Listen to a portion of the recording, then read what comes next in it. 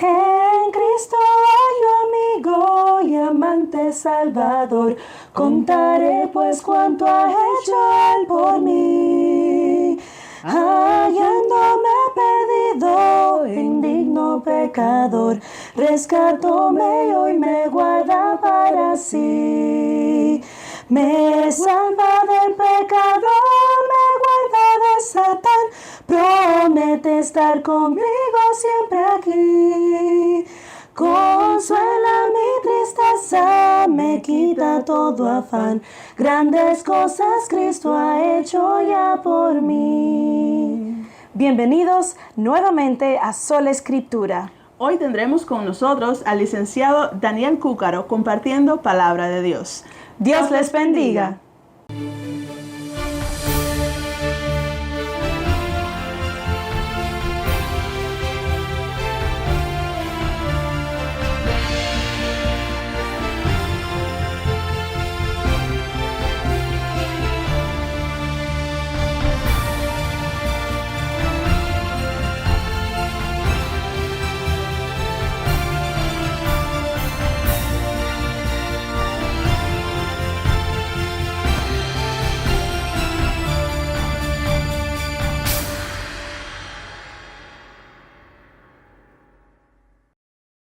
Estoy muy feliz de estar con ustedes otra vez.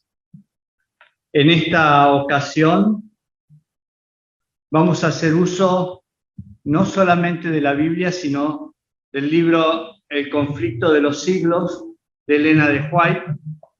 Vamos a leer una parte más abundante de los escritos de ella en el capítulo 36. Recuerdan ustedes que ayer les pedí que esta tarde se tomaran un tiempo para leer por lo menos algunos de los capítulos del 36 al 40 que vamos a utilizar en estas conferencias. Y si ustedes leyeron por lo menos el capítulo 36, se darán cuenta de la importancia de lo que Elena de White escribió allí.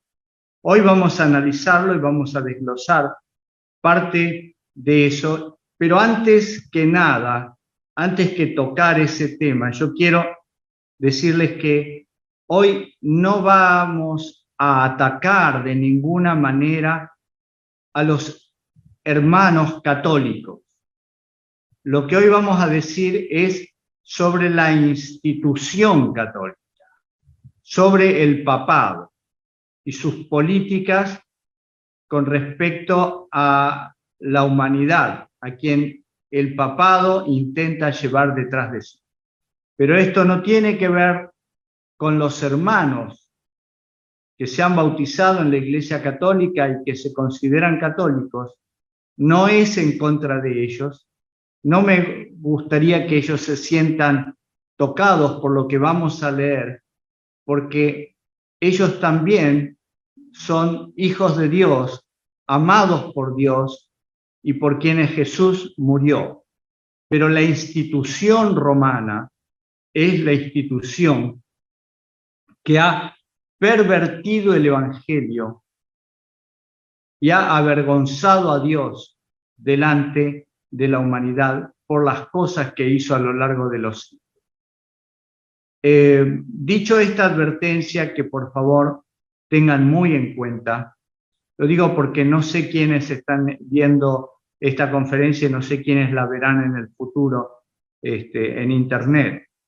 Por eso es que les pido que sean comprensivos con este asunto. No vamos a atacar a los católicos, pero sí vamos a hablar sin trabas en la lengua acerca de la institución que es el papado y cuáles son sus intenciones para el mundo en este tiempo. Basados en la profecía, basados en Elena de White, basados en Apocalipsis 13, pero identificando la necesidad de un sellamiento para el pueblo de Dios. El tema de hoy es por qué es necesario el sellamiento. Y vamos a Apocalipsis capítulo 7 nuevamente, pero ahora vamos a complementarlo con otros versículos de otros capítulos. Leemos en el capítulo 7, nuevamente como lo leímos ayer, que hay 4 ángeles sosteniendo los vientos de destrucción que Satanás quiere hacer soplar sobre el planeta Tierra y que Dios está impidiéndolo. Luego viene un 5.º ángel que subía desde donde sale el sol. Identificamos la salida del sol como la salida de la luz para quebrantar las tinieblas, ¿no? Este ángel podría ser Jesús. No se nos identifica a este ángel, podría ser un ángel enviado por Dios. Viene desde el este, desde donde sale el sol.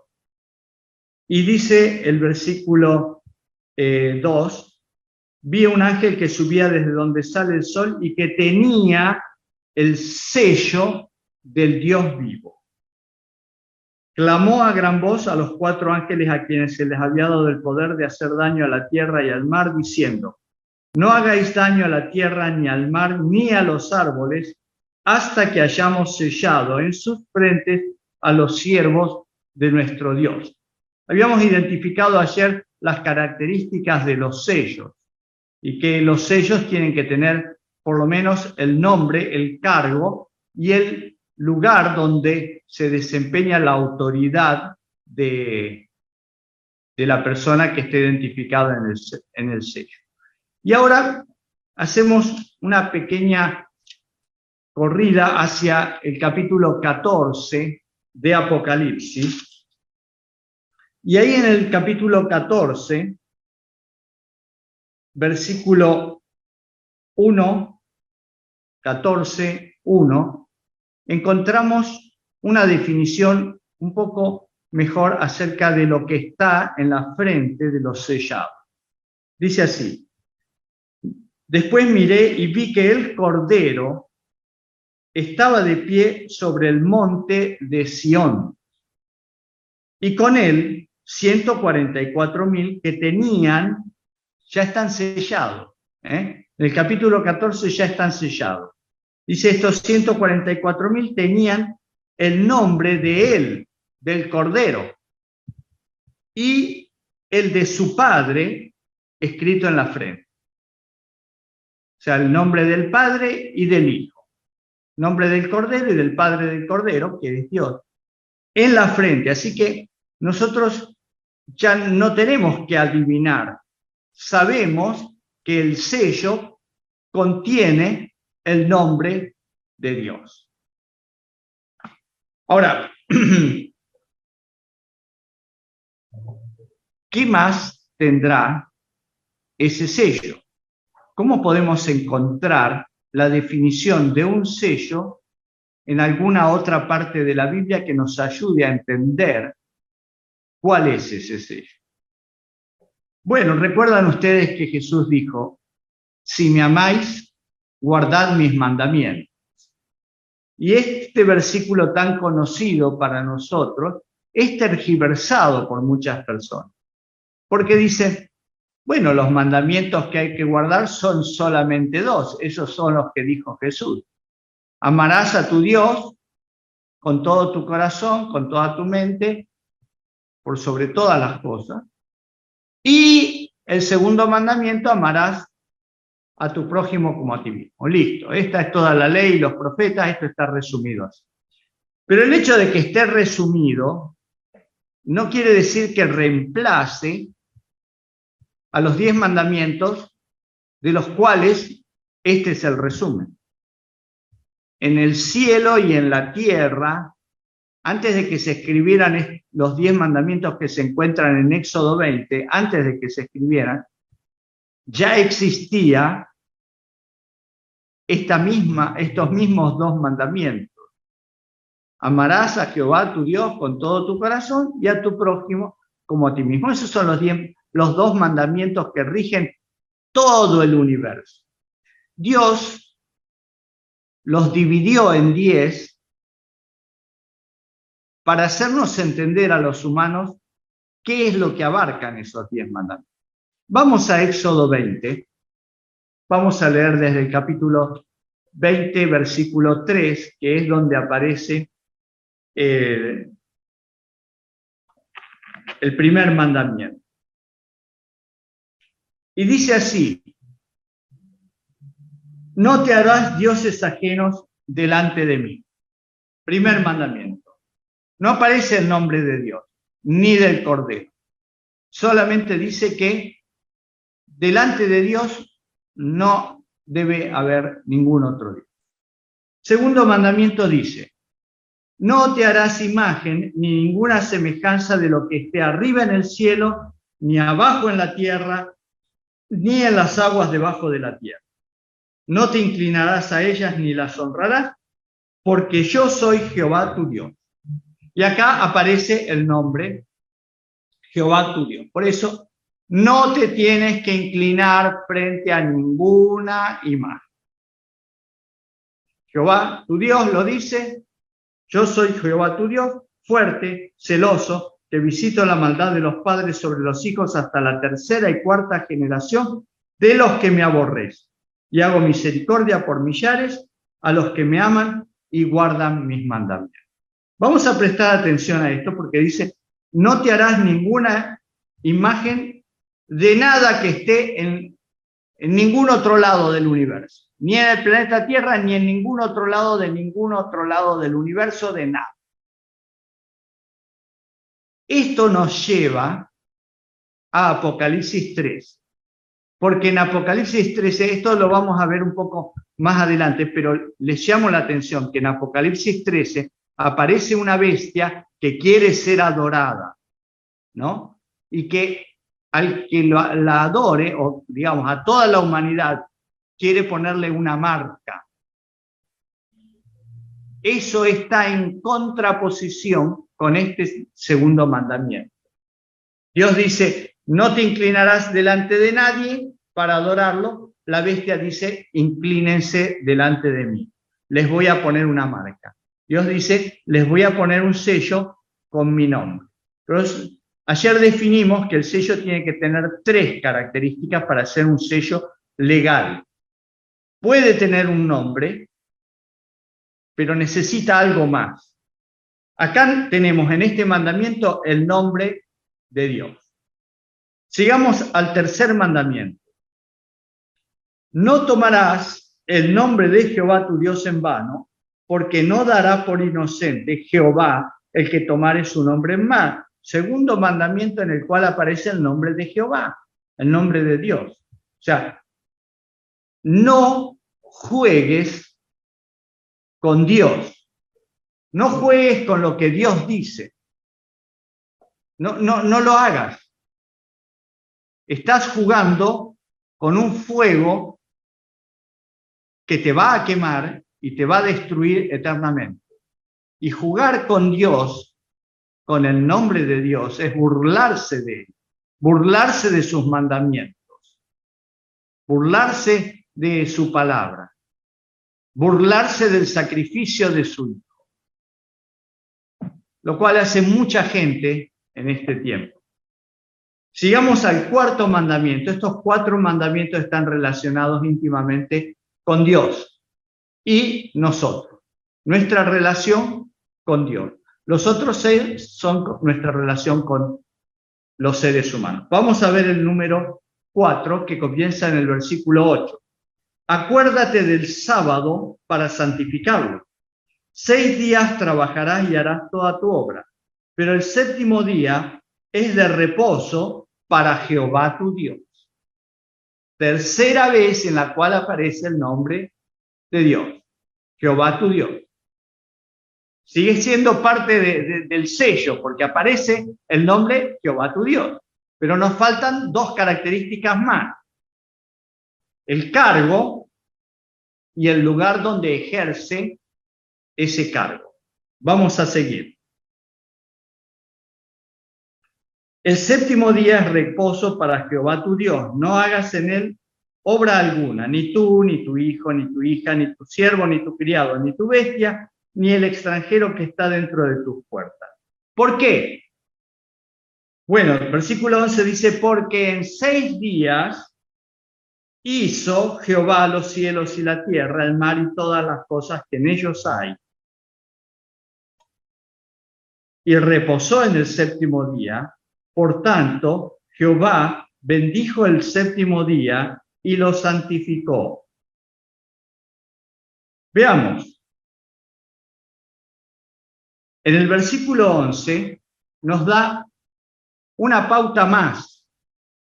Este mandamiento nos dice que Jehová Dios, su nombre, Jehová Dios, y su cargo, hizo, creó. O sea, su cargo es creador. Jehová Dios, creador. ¿Creador de qué? Y lo dice, del cielo y de la tierra, el mar y todas las cosas que en ellos hay, que hizo en 6 días. Creador de este planeta y de los cielos, de la tierra, de todo el universo, pero este planeta que lo hizo en 6 días. Este mandamiento tiene los 3 componentes. El nombre, Jehová Dios, el título, creador, y el lugar donde ejerce su autoridad. En todos lados, en el cielo, en la tierra, el mar, las aguas, etc. Así que nosotros podemos identificar que acá, en esta primera parte de los 10 mandamientos, está el sello de Dios. Especialmente en el 4º mandamiento. Porque al guardar al 4º mandamiento reconocemos que Jehová Dios es el creador. No nos hicimos nosotros a nosotros mismos, como dice el Salmo 8. Somos criaturas de Él, no nos hicimos nosotros a nosotros mismos. Somos ovejas de su prado. Él es nuestro pastor. Y Él hizo este planeta. Así que bueno, ya hemos identificado el sello, que tiene el nombre de Jehová Dios y el nombre del Cordero, porque en Juan, capítulo 1, versículo 1, dice que el Verbo, que es el Cordero, que es Cristo,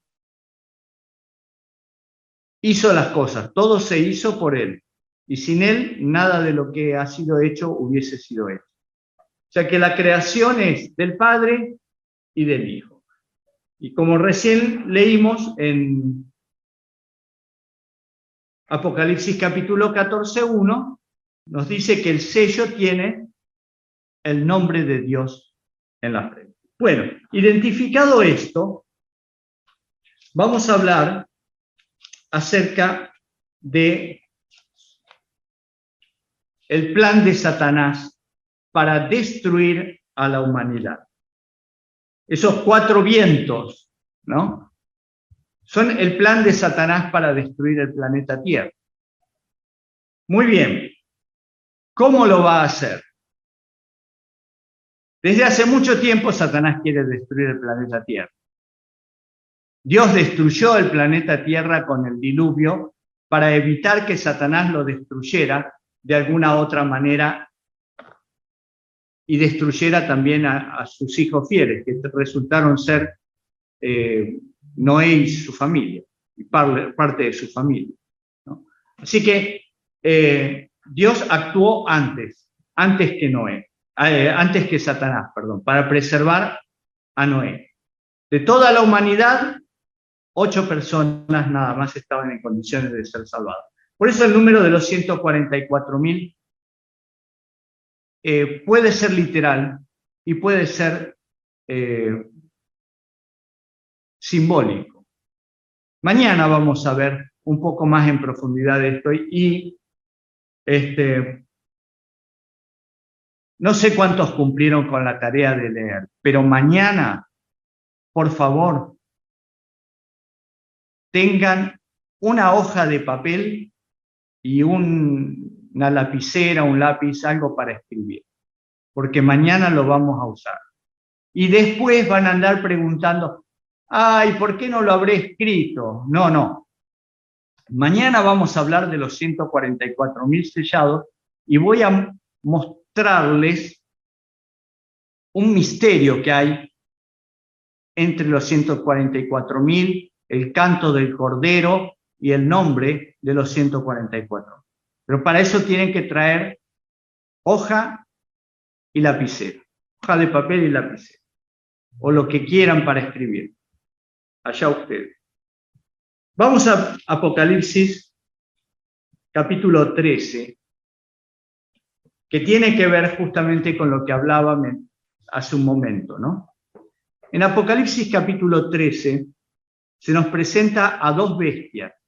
Yo no tengo tiempo hoy para explayarme con estas dos bestias, pero las dos bestias en la Biblia, siempre una bestia es un poder político o religioso. Generalmente, como nosotros lo hemos visto alguna vez en las profecías de Daniel, aparecen bestias todo el tiempo y son poderes políticos, pero que están en cierta medida subordinados a un poder religioso. O sea, cuando un poder político se une con el poder religioso para perseguir, se transforma en una bestia, ¿no? Deja de ser humano y se transforma en una bestia, perseguidora, destructora, etc. Más o menos esa es la explicación. Yo creo que se entiende. Pueden leer ahora con toda autoridad el libro de Daniel, capítulo del 7 en adelante. Van a entender 7, 8, 9, van a entender la funcionalidad de las bestias que aparecen ahí en esos capítulos, ¿no? Y los cuernos pequeños y todo eso. Son poderes políticos subordinados a un poder religioso. Perseguidor, utilizado por Satanás para destruir al pueblo de Dios. Eso ha pasado con Babilonia, que quiso destruir al pueblo de Israel. Dios no lo permitió, todo forma parte del plan de Dios. Los persas también, en la época de la reina Esther y del rey Asuero, o Jerjes, que en la historia aparece como Jerjes, que a insistencias de Amán quisieron destruir al pueblo de Israel. Durante el periodo griego, Antíoco Epífanes también quiso destruir al pueblo de Israel y toda la simbología y todo el templo y todo eso. Dios no lo permitió en otra oportunidad. Durante el periodo romano también, las persecuciones, la muerte del Mesías, etcétera, etcétera. Y vemos que durante la Edad Media también utilizó al poder romano cristiano ahora, para perseguir a los santos. Pero vamos a leer el capítulo 13, no vamos a analizar todo el capítulo 13, simplemente les digo que habla de dos bestias que se complotan, que se unen para perseguir al pueblo de Dios.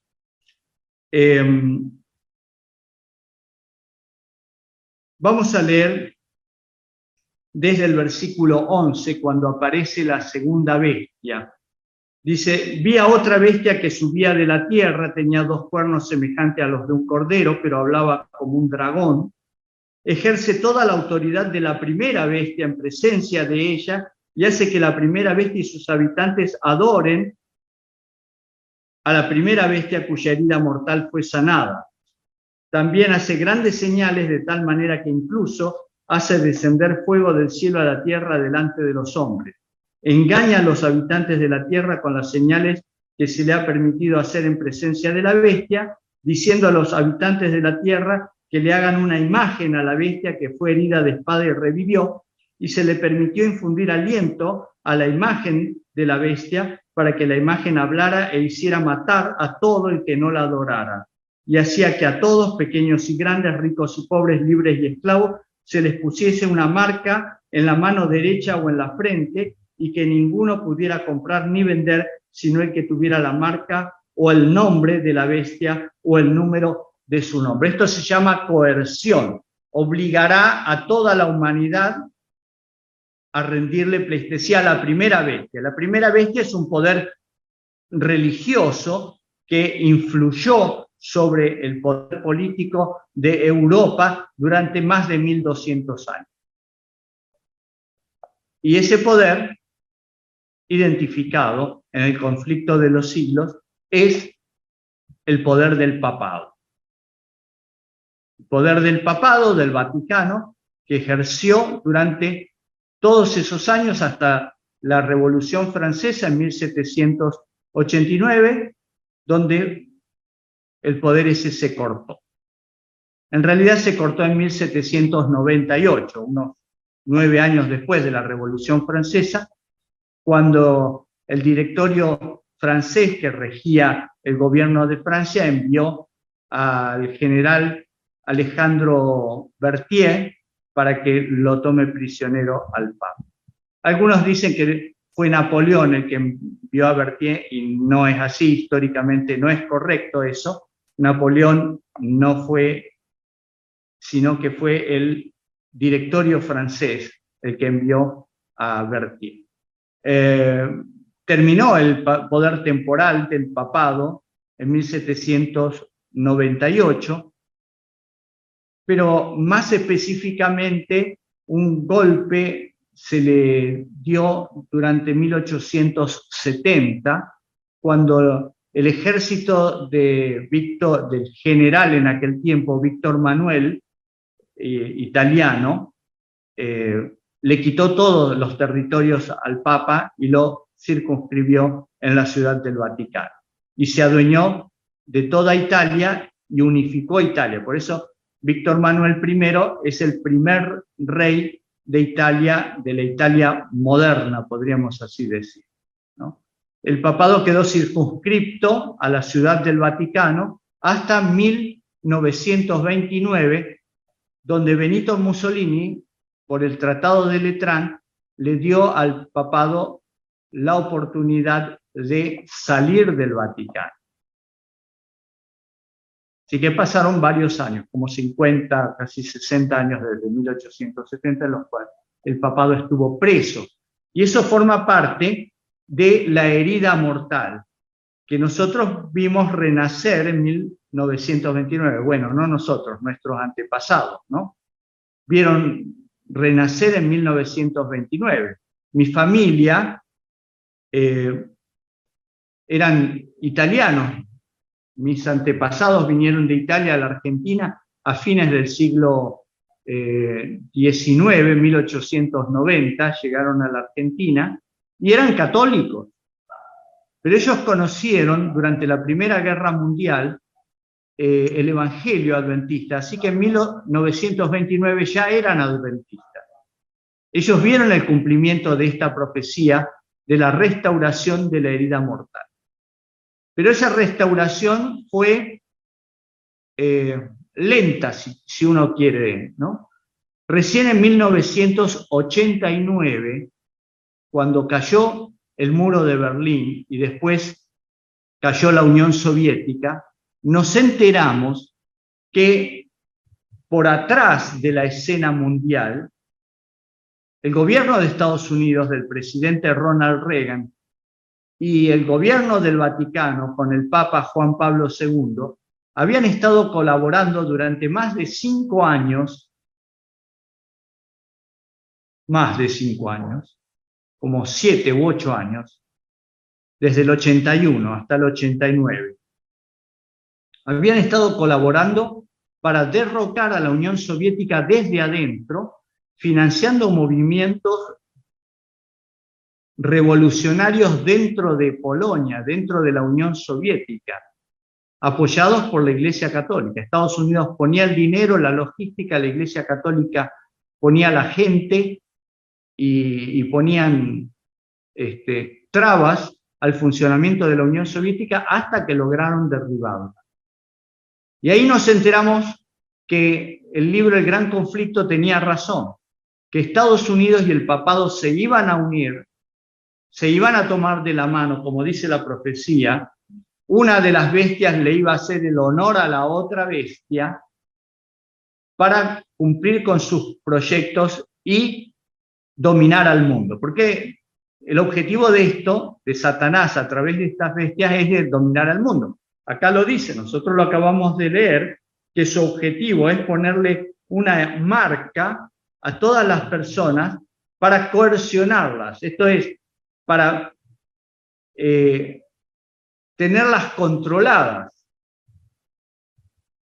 Y esa marca se le pondrá a todos, pequeños y grandes, ricos y pobres, libres y esclavos, dice el versículo 16, capítulo 13.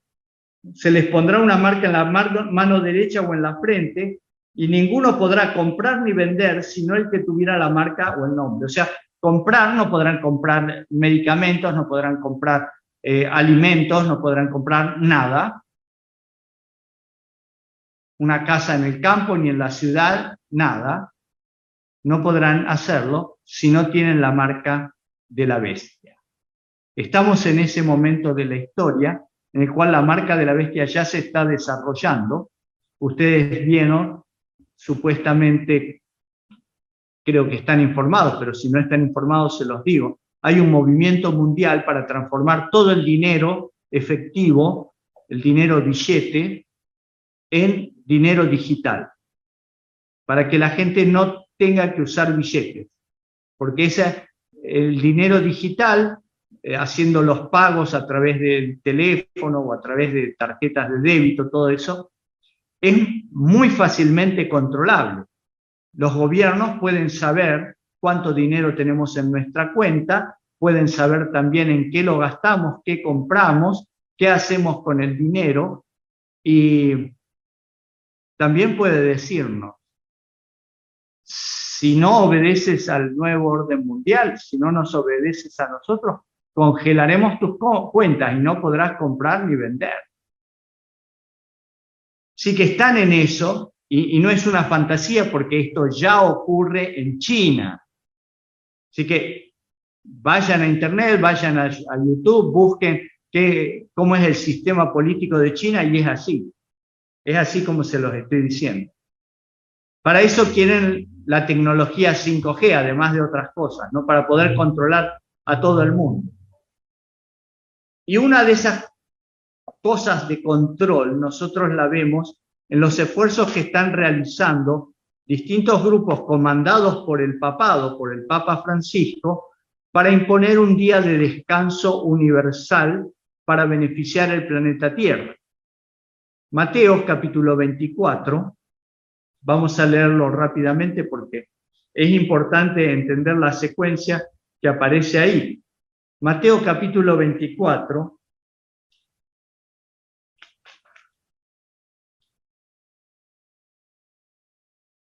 dice en el versículo 7, se levantará nación contra nación y reino contra reino, y habrá pestes. Año 2020. Peste. Hambres y terremotos en diferentes lugares. Pero esto solo es el principio de dolores. Guerras, pestes, hambre, terremotos.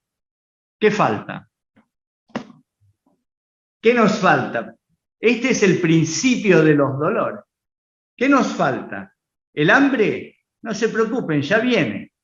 Se están destruyendo cosechas por inundaciones, por sequía o por la acción de los gobiernos. Se están destruyendo y viene hambre sobre el planeta Tierra. Es así. Se están cumpliendo las profecías delante de nuestros ojos. ¿Y saben qué? Elena de White, en el libro El conflicto de los siglos, ya lo decía. Por eso les pedí por favor que leyeran por lo menos algunos de los capítulos. Podrían haber leído el capítulo 36 ayer y hubieran encontrado lo siguiente, porque esto, que era una profecía de Elena de White con respecto a lo que ocurriría en el tiempo del fin, antes de la ley dominical, es una realidad hoy. Escuchen. Los protestantes consideran hoy al romanismo con más favor que años atrás. En los países donde no predomina y donde los partidarios del Papa siguen una política de conciliación para ganar influjo, se nota una indiferencia creciente respecto a las doctrinas que separan a las iglesias reformadas de la jerarquía papal. Entre los protestantes está ganando terreno la opinión de que, al fin y al cabo, en los puntos vitales, las divergencias no son tan grandes como se suponía, y que unas pequeñas concesiones de su parte, de parte de los protestantes, los pondría en mejor inteligencia con Roma. O sea, la idea de conciliar con Roma, olvidando lo que Roma hizo durante 1200 años de persecución en Europa. Y porque ya pasaron muchos años, ya pasaron 300 años desde que terminaron las persecuciones. Entonces, podemos olvidar eso. Pero nos olvidamos también cuál es el verdadero espíritu de Roma. Los defensores del papado declaran que la Iglesia ha sido calumniada y el mundo protestante se inclina a creerlo. Muchos sostienen que es injusto juzgar a la Iglesia de nuestros días por las abominaciones y los absurdos que la caracterizaron cuando dominaba en los siglos de ignorancia y de tinieblas. Está hablando de la Edad Media. ¿Habrán olvidado esas personas las pretensiones de infalibilidad sostenidas durante 800 años por tan altanero poder? Que el Papa es infalible, es una de las doctrinas que se reafirmaron en 1870, después que fue derrotado el poder papal por las tropas de Víctor Manuel I. El Papa Pío IX emitió una bula papal sobre la infalibilidad del Papa. O sea, el Papa es infalible, desconociendo que los seres humanos cometemos errores y que Dios es el único infalible.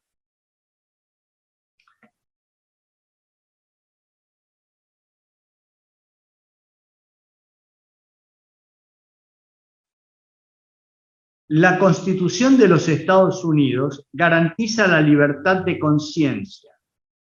Nada hay más precioso ni de importancia tan fundamental.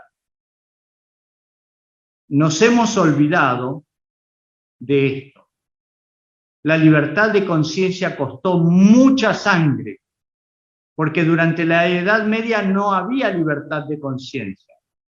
Recién a partir del protestantismo hubo en Europa, y gracias también, digamos, a los movimientos revolucionarios y al iluminismo que permitieron, en cierta medida, que hubiera libertad de conciencia, pero fueron los protestantes de Estados Unidos los que al unirse le dieron a ese país y luego a América la libertad de conciencia para poder decidir por nosotros mismos dónde queremos estar.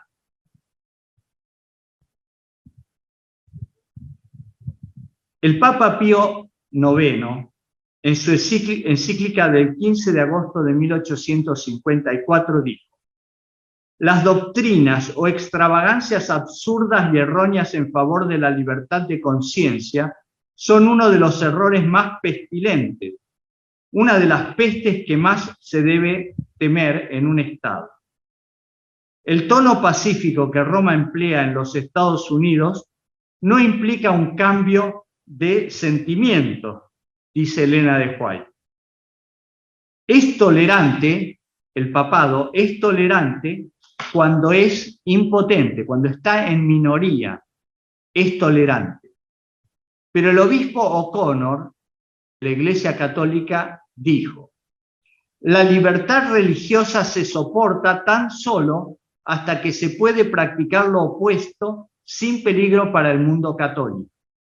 Y el arzobispo de San Luis, en Estados Unidos, dijo: la herejía y la incredulidad son crímenes. Y en los países cristianos como Italia y España, por ejemplo, donde todo el pueblo es católico y donde la religión católica es parte esencial de la ley del país, se los castiga como a los demás crímenes. ¿Qué cosa? La herejía y la incredulidad. O sea, no se puede opinar distinto de lo que opina el papado.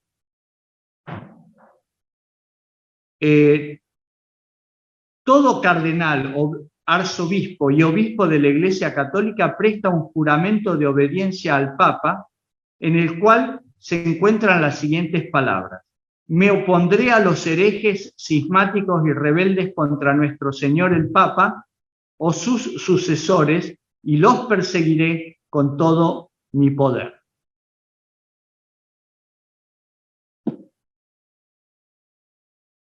Si esto no es suficiente, seguimos leyendo.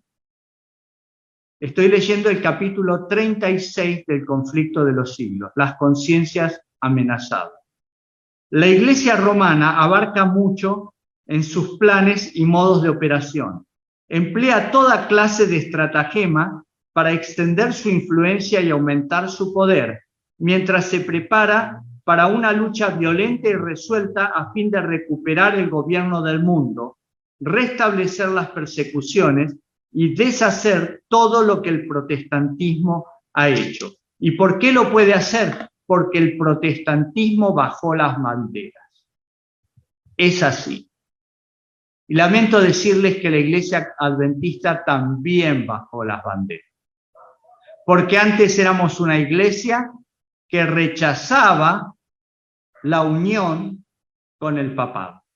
Pero hoy día, y desde hace muchos años, desde hace más de 20 años,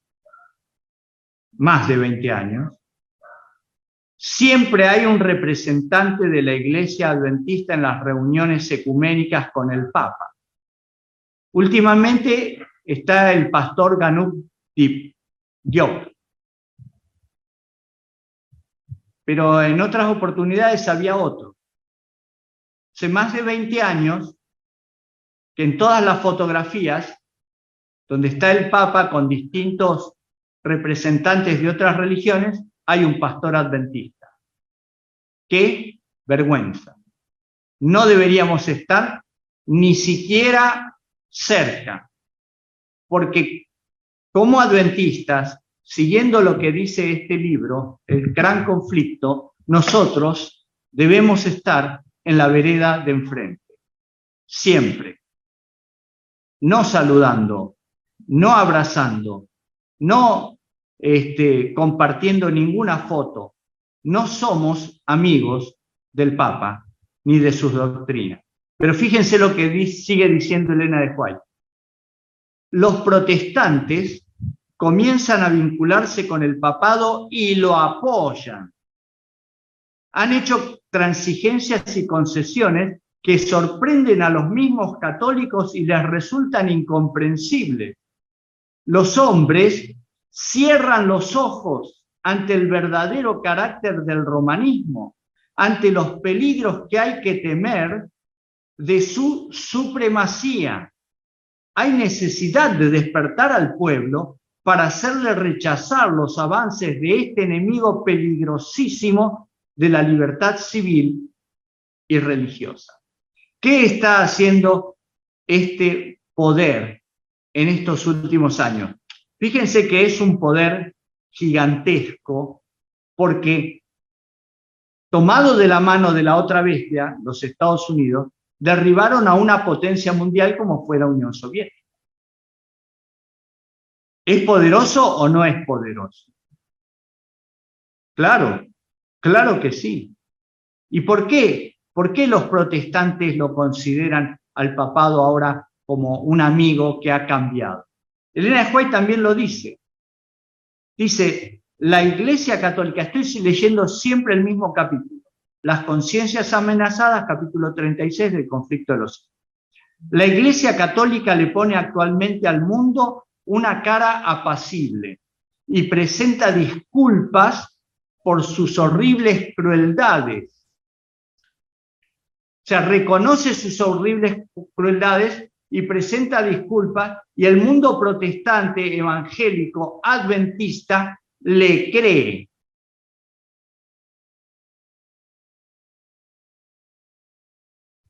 Hemos arriado la bandera. Qué lástima. Somos la Odisea. Vamos a ser vomitados por el Señor, porque tenemos luz, porque sabemos lo que va a pasar, porque sabemos lo que el papado está tramando, y le damos la mano y nos reunimos con él y nos sacamos fotos al lado de él, apoyando lo que él hace. ¿Y qué es lo que está haciendo? En este tiempo está llevando al mundo hacia un descanso obligatorio universal, pero no un descanso religioso. Es un descanso religioso, pero el papado lo presenta disfrazado de el día para que descanse la tierra, porque en medio de todo el desastre climático que hay, es necesario que la tierra descanse. Eso lo dice en la encíclica Laudato Si, que supongo que ustedes conocen, habrán leído, y si no, búsquenla en internet y léanla, donde él habla que en la antigüedad Dios le dio a los judíos el descanso semanal, y que ahora, en vez del sábado, el domingo sería ideal como un descanso semanal para el planeta Tierra, en una recreación. Y las palabras son hermosas y son totalmente engañosas, porque está dejando de lado la religión para introducir un descanso dominical disfrazado de algo conveniente para impedir el cambio climático. Y la gente lo compra. Por eso hay reuniones todos los años para hablar acerca de esto. La reunión COP27 de este año introdujo 10 mandamientos nuevos para el cuidado del planeta Tierra. Las profecías de Daniel dicen que el cuerno pequeño es el gran poder que va a destrozar a otros poderes, tendrá como intención cambiar los tiempos y la ley. Y eso es lo que está ocurriendo. ¿Y quiénes están ahí? Sí, están los representantes de todas las religiones del mundo. ¿Hay algún representante adventista? Sí, siempre hay un representante adventista. ¿Por qué? Y algunos dicen, y porque somos observadores. No, no somos observadores. Los observadores están en la vereda de enfrente mirando, no están al lado de los protagonistas. No se abrazan con los protagonistas, no se sacan fotos con los protagonistas. No, estamos involucrados ahí. Y así como durante la pandemia y durante la época de las inyecciones, la iglesia dejó a la gente desguarnecida, obligando a cerrar los templos, obligando a la gente a ir a los vacunatorios, diciendo que eso era lo que Dios quiere, cuando Dios en su palabra nos dice todo lo contrario.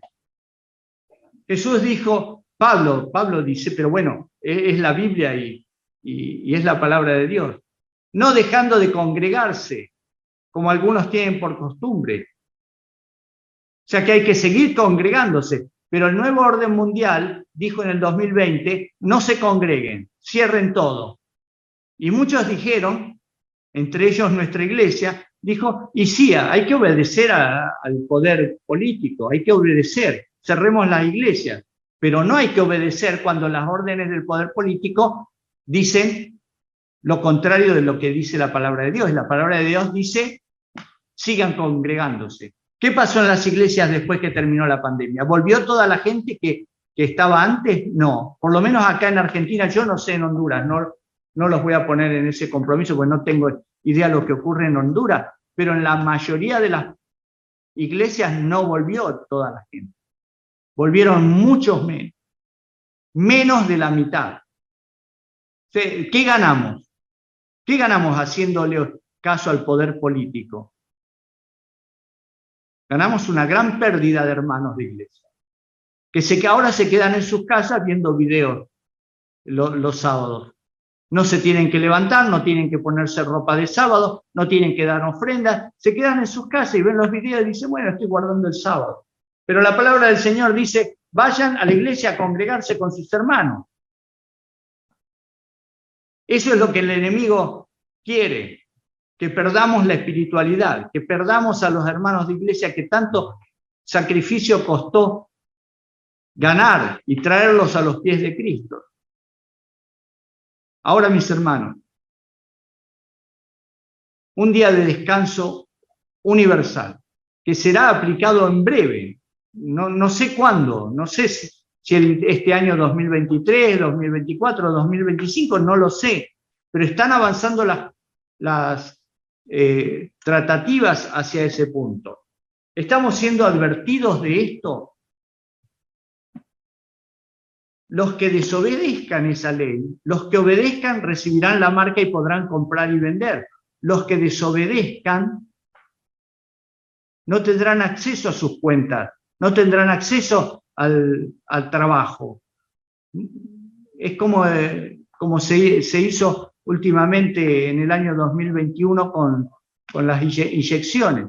No se pone la inyección, no sale de su casa, no sale del país, no puede andar de un lado para el otro, no puede entrar en el banco, no puede hacer un montón de cosas. Finalmente, no pasó nada. Yo soy una de las personas que no hizo nada de eso. Y acá estoy, vivo, feliz y contento y con plena salud. Mis hermanos, yo les pido a todos ustedes que piensen el momento de la historia, porque estamos entrando al momento en el cual el ángel va a venir con el sello y la decisión que tú tomes es fundamental. Pero eso es para las próximas reuniones. No se olviden el papel y el lápiz, porque mañana el tema tiene que ver con quiénes son los sellados y por qué son sellados. ¿Quiénes son los 144.000? La Biblia dice de las 12 tribus de Israel. Vamos a ver eso. Vamos a entender el significado de eso. Por favor. La siguiente sesión están invitados. No se olviden de seguir leyendo este libro. Quiero terminar con otra declaración de Elena de White en este capítulo. Al final del capítulo, las últimas palabras dice así: Roma está aumentando sigilosamente su poder. Sus doctrinas están ejerciendo su influencia en las cámaras legislativas, en las iglesias y en los corazones de los hombres. Todo lo que Roma desea es asegurarse alguna ventaja, y esta ya le ha sido concedida. Pronto veremos y palparemos los propósitos del romanismo. Cualquiera que crea o obedezca la palabra de Dios incurrirá en oprobio y persecución. Y repito estas palabras porque les voy a explicar algo antes de cerrar. Sus doctrinas están ejerciendo su influencia en las cámaras legislativas, en las iglesias y los corazones de los hombres. Después que el presidente Reagan se unió con el Papa Juan Pablo II para hacer esa alianza y derrocar a la Unión Soviética, quedó una amistad entre el Vaticano y Estados Unidos, amistad que no había existido anteriormente. Los papas no eran bienvenidos en los Estados Unidos, no podían visitar Estados Unidos. Pablo VI, que fue el papa anterior a Juan Pablo II, fue casi impedido de ir a dar una conferencia en las Naciones Unidas. El gobierno no le quería dar autorización para entrar a Estados Unidos, porque decía, no tenemos representación con el Vaticano, no queremos saber nada con el Vaticano. Eso ocurrió en 1963, más o menos, 65, por ahí. Mi hermano, muchas cosas han pasado. Cuando asumió el gobierno Bill Clinton, le abrió las puertas a Juan Pablo II para que fuera a visitar Estados Unidos y lo invitó a la Casa Blanca. A la Casa Blanca. El presidente de Estados Unidos representa al gobierno de los Estados Unidos, no representa al pueblo. Yo no sé si ustedes sabían esto. El presidente de Estados Unidos representa al gobierno de Estados Unidos, no al pueblo. ¿Por qué al gobierno? Porque el gobierno cambia cada 4 años y un día está en un partido político que gobierna y otro día está en otro partido político que gobierna.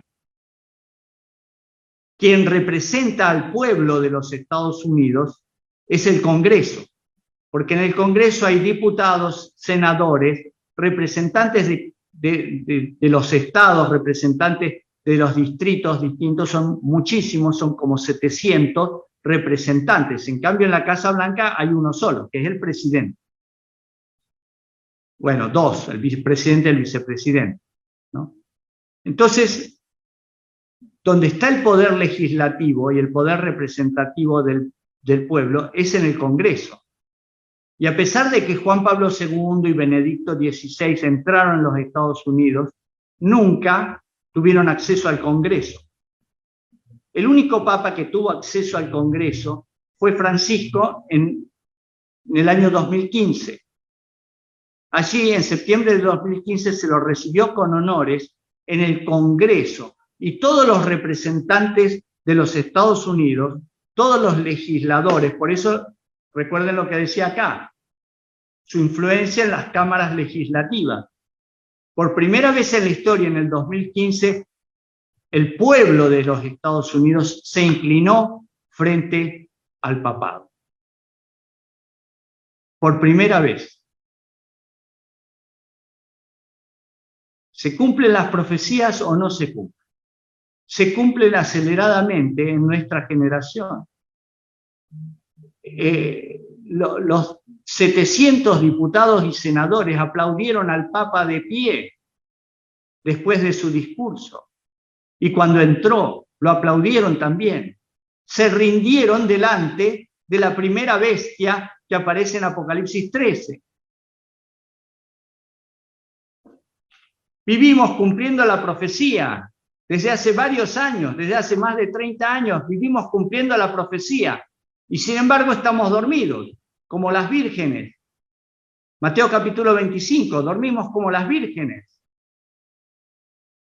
Y nuestra luz se está apagando. Y yo les invito a conseguir aceite, porque lo vamos a necesitar. Ese es mi ruego en esta noche. Consigan aceite. Mucho aceite, todavía es tiempo, pero ya se termina, porque el clamor de medianoche se está empezando a escuchar. Querido Padre, gracias porque a pesar de que el enemigo no quería que se realizara esta reunión, tú lo has permitido, has respondido a nuestras oraciones pidiéndote que retuvieras el poder del enemigo y ya ha sido retenido. Así que, Señor, te agradecemos y nos ponemos en tus manos porque estas reuniones no han terminado. Mañana, el lunes y el martes también seguiremos profundizando en tu palabra, entendiendo cuál es tu voluntad para nosotros y tratando de prepararnos para pertenecer al grupo que tú estás por sellar. Sabemos que va a ser en esta generación, sabemos que va a ser pronto, lo vemos a través de los eventos. Gracias, Señor, porque nos pusiste en este momento de la historia. Tuya sea la gloria y la honra por siempre. En el nombre de Jesús. Amén.